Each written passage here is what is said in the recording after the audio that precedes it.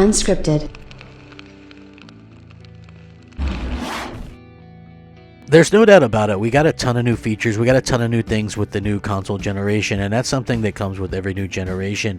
With that being said, there's obviously some things that are still going to come. There's going to be some, features. There's going to be some things that come a little bit later on in the generation, and I think that that's really cool. I think that, it's getting the stuff that we had previously and adding to it, and I think that's exactly what the entire idea is, sort of just going forward with the way that they're able to sort of do this kind of stuff. So yeah, I do think that Sony in particular is doing a really good job with that. It's a little bit harder for me to say that on the Xbox side because, to be completely frank and honest, the Xbox Series X, if I didn't know I was playing on an Xbox Series X, is just like the Xbox One X. You literally, I'm still using my Elite controller.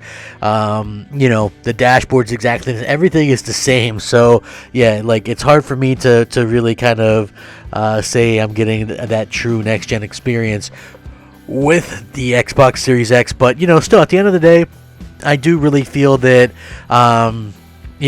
the PlayStation seems to have a little bit more of an idea about what's going on than anybody else. So yeah, I find that to be pretty much the case here when it comes down to it. So I kind of wanted to get into it because it looks like something kind of came out about the PlayStation 5 that maybe surprise some people. So yeah, like this is going to be very interesting, I feel, and this is going to be a pretty enlightening video. And I'm looking forward to sort of doing videos about stuff like this because it's fun to be informative. It's fun to be able to go out there and talk about this stuff and kind of get everybody in the know, and that's kind of what I'm here for these days, just kind of help everybody out. A lot of people ask me questions, whether it be on PSN or Twitter or whatever, and so I look into it. That's not just something that I tell you guys, that's just the truth.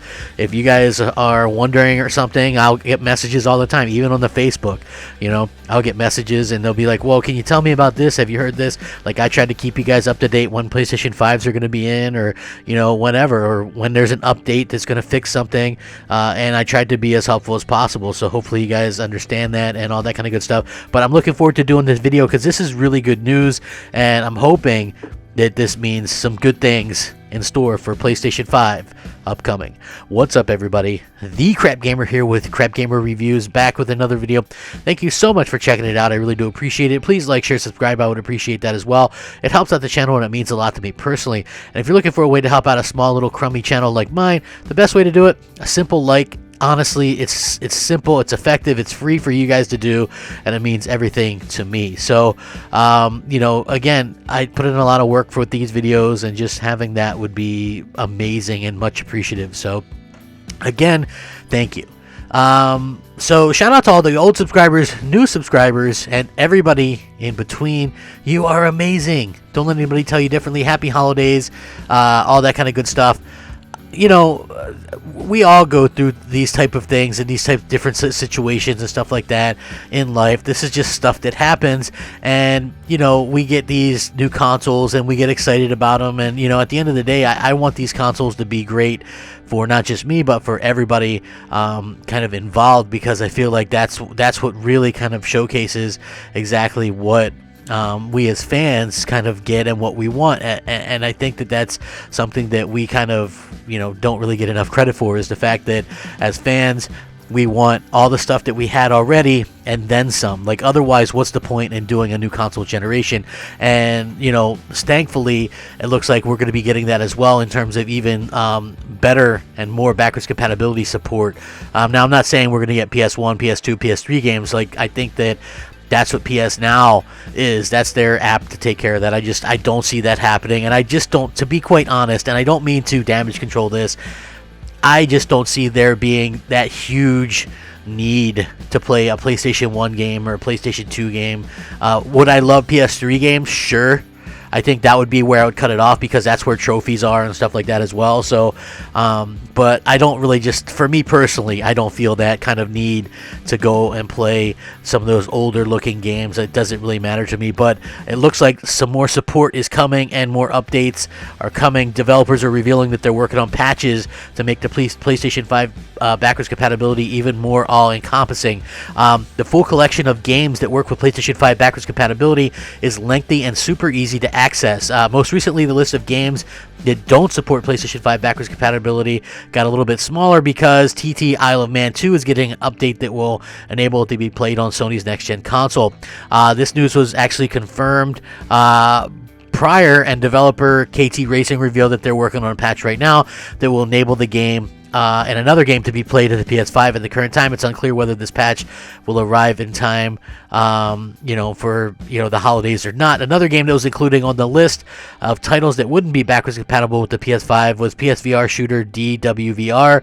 A member of the developers, Mad Triangles, revealed that they're actively working on a patch to bring the VR shooter to the PS5, but they aren't sure whether it will be ready in time for launch of the PlayStation 5. So not every game is going to be able to be updated for the PlayStation 5, but it does look like quite a bit are going to be updated there as well.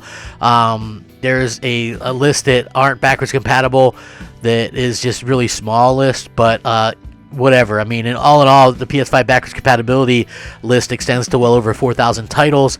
And obviously, there was some head scratching when Sony revealed the list of games that wouldn't be playable on the PS5 originally, as it was kind of buried in the support page. But now it's a little bit less mysterious and stuff like that. So thankfully, this is something that we'll be able to get more and a better idea that's going to really come down to it. So the PS5 backwards compatibility is very easy to take advantage of. You insert your disc or re-download your game or whatever on your current console, and you're good to go. So it's pretty simple. It does look like we're getting better support for backwards compatibility, maybe games that are even going to run better with better enhancements and things like this, according to this article, which I'm going to link this article in the description ahead, and you guys can go ahead and sort of take a look at it and let me know what you think. Listen, I think this is very important. Like, pay homage to the games that you really want to. It's like, I love that about video games, right? Like, we have these games that are just phenomenal. We have these games that deserve to be sort of looked at as and saved as a way to kind of preserve games, like game preservation and stuff like that. I absolutely love that, and just as a fan, I'm thrilled to see exactly what happens in the future with these types of games and stuff like this. So it was a very smart move, and I think that being able to add to the backwards compatibility situation, especially early on, like what I was saying early on with the Xbox Series X and the PlayStation 5, I think being able to play old games, great choice, great option. That's cool, right? I like 100%. I think that's really cool. With that being said, I think that maybe there's certain companies or whatever that are maybe relying on it, Microsoft mostly, that are kind of relying on it a little bit too much because they didn't have anything else. And that to me is like the really unfortunate part about this, because I do feel like, Sony had the better setup and Sony had the better idea in terms of what they wanted to launch with and how that was going to work out for them. So they've actually done a really good job of actively having games, and even coming into next year, they're going to have a phenomenal lineup. I mean, even if they don't get God of War Ragnarok out, think of the games that they're going to have, whether they be timed exclusives or full-on first-party exclusives. It's like Ratchet and Clank Rift Apart, which looks phenomenal, Gran Turismo 7, which looks phenomenal, Horizon Forbidden West, which looks phenomenal, Returnal, which looks really, really great, Kenna Bridge of Spirits. It looks like they might even get Final Fantasy 16 out, which is maybe a year timed exclusive.